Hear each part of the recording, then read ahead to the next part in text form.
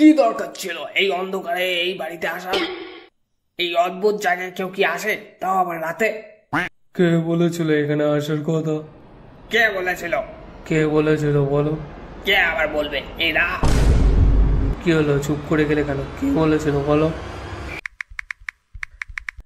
কাল রাতে একটা ভূতের সিনেমা দেখলাম, বেশ ভয়ের। আমার তো এখনো গায়ে কাটা দিচ্ছে।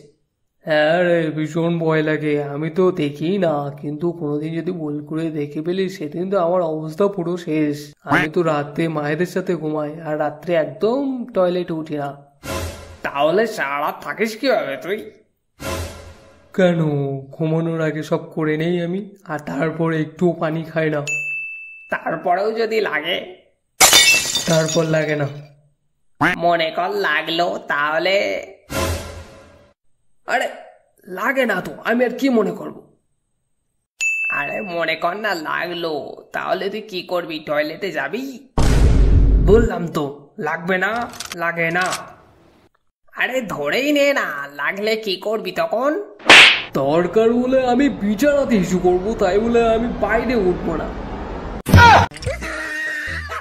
যত সব ভিতর ডিমা আমার কপালে এসে জুটেছে।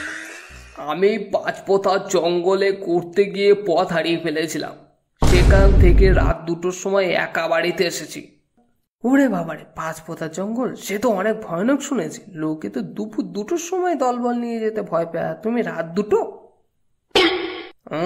তা নয় তো কি, আমি কি তোদের মতো ভীতু নাকি?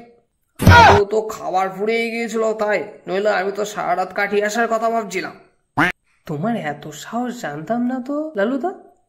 আরে রাম, আরো কত কি জানবি তার হিসাব নেই। এই লালু শর্মাকে ভয় দেখানো অত্যস্য জানা। তাহলে কালকে আমার বাড়ির সামনে দিয়ে বাবারে মারে করতে করতে পালাচ্ছিলে কুকুরের তাড়া খেয়ে, সেটা কি ছিল? আরে কুকুর আর ভূত কি তুই এক করলি? কুকুর কামড়ালে 19টা ইঞ্জেকশন দিতে হবে। কত ঝামেলার বলতো, বুঝতে পারছিস একবার? 19টা। হ্যাঁ তাই তো, আর তোমার তো ইঞ্জেকশনে একটু ভয় শুনেছি, তুমি তো কেটে গেলেও টিকা দিতে চাও না। কে বললো আমার ভয়? আরে ওসব ফালতু কথা আমি যে ইচ্ছা করে দেই না। যখন না দিলে কাজ মিটে যাচ্ছে, তাহলে আমি কি জন্যে দেব? যত সব ফালতু বকা। এত যখন ভয় নেই তাহলে যাও না কোনো ভূতের বাড়ি থেকে রাত কাটিয়ে এসো না, দেখি কত ভয় নেই তোমার। আরে যেতে তো কোনো প্রবলেম নেই, কিন্তু এখন তো আর সেরকম বাড়িই নেই। সব তো ভেঙে চুরে ফ্ল্যাট করে দিয়েছে। আমি আর কি করে যাব বল? থাকলে যেতাম। কে বললো নেই? এই তো রাহানদেরই একটা বাড়ি আছে। কে বলিস? আছে নাকি তো এমন? হ্যাঁ আছে, কিন্তু ভূতরে না, এমনি অনেক পুরানো। আরে তাতেই হবে, গিয়ে থাকতে বল না, তাই এক রাত। ঠিক আছে, তাই হবে। এমনিও মা বলছিল একটু ঘুরে আসতে, কেমন আছে বাড়িটা একটু দেখে আসতে। বেশ হলো, আমরা কালই যাচ্ছি তাহলে। একেবারে কাল?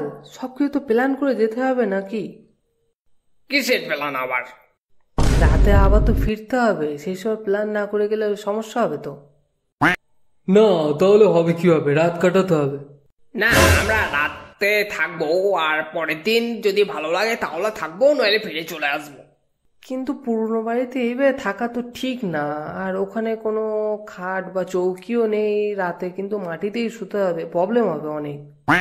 আরে কোনো প্রবলেম নেই, এই শর্মা আছে যখন কোনো প্রবলেম নেই, আমরা কাল রাতেই থাকবো।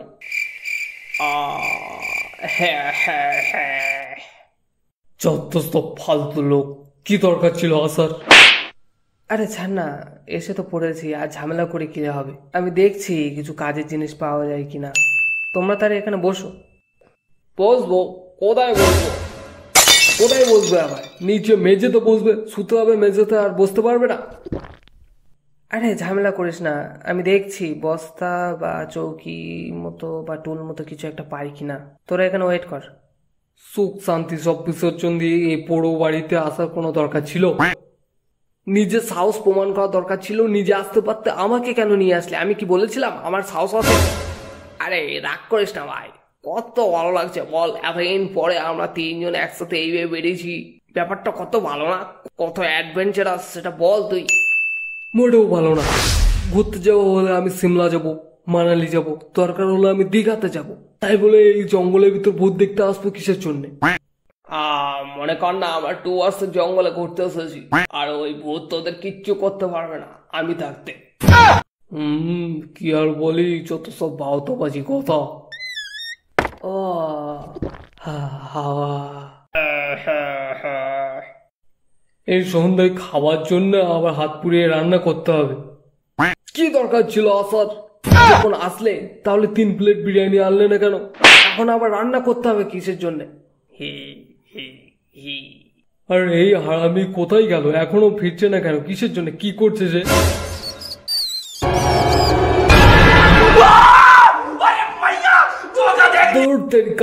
এত সাহস আবার আমার কোলে কিসের জন্য? কে আছিস ওখানে?